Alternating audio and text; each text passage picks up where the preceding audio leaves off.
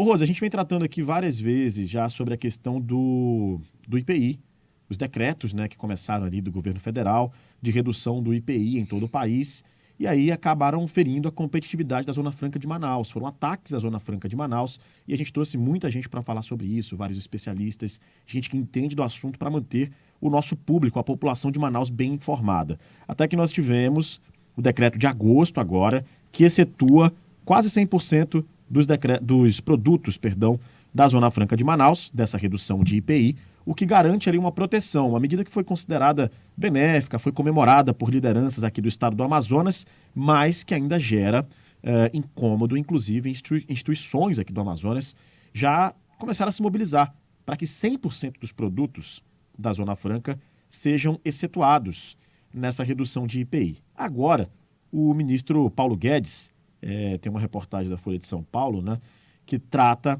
de uma reunião de Paulo Guedes com a Associação Comercial de São Paulo, na qual ele promete acabar de vez com o IPI no Brasil. Acabar com o IPI no Brasil.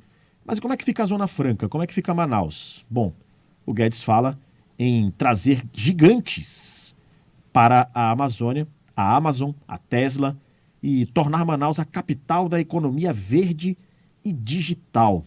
E aí, Rose, como é que a gente pode avaliar essas falas de Paulo Guedes acerca da Zona Franca de Manaus?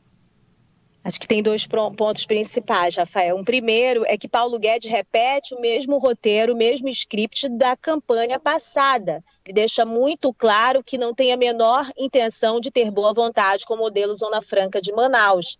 Isso ele já não escondia na campanha passada, como o presidente Bolsonaro também não escondeu que Paulo Guedes tinha uma carta branca para movimentar e fazer da economia o que ele entendesse melhor.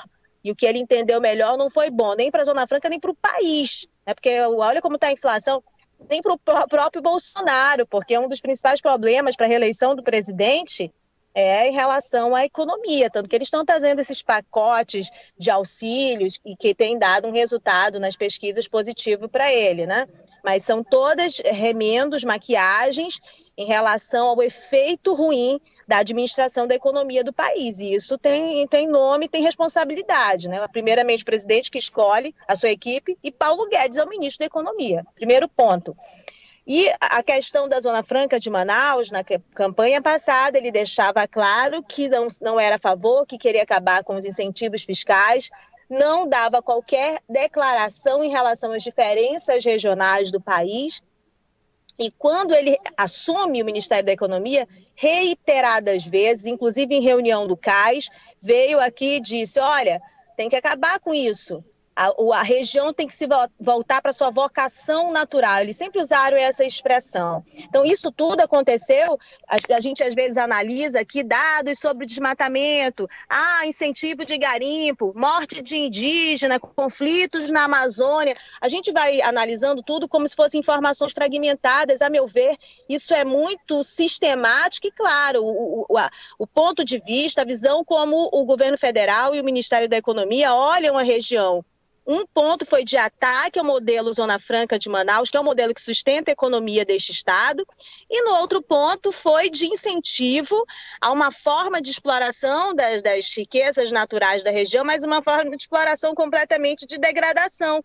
Para lembrar aqui a metáfora do professor Enio Candotti, que é o diretor do MUSA, um cientista respeitado justamente pelo conhecimento de Amazônia no mundo todo, ele fala, olha, as pessoas olham a Amazônia como uma galinha de ovos de ouro, e para tirar os ovos de ouro elas querem matar a galinha, né? Então, para mim, é a metáfora mais clara em relação à forma como o governo federal e os planos do ministro Paulo Guedes estão pensando entre aspas, desenvolvimento desta região e deste estado. Esse é um dado, eu acho que penso que essa fala dele reproduz o que ele sempre pensou e ele novamente renova e deixa claro, é transparente em relação aos planos. Aí o golpe está aí, cai quem quer, né?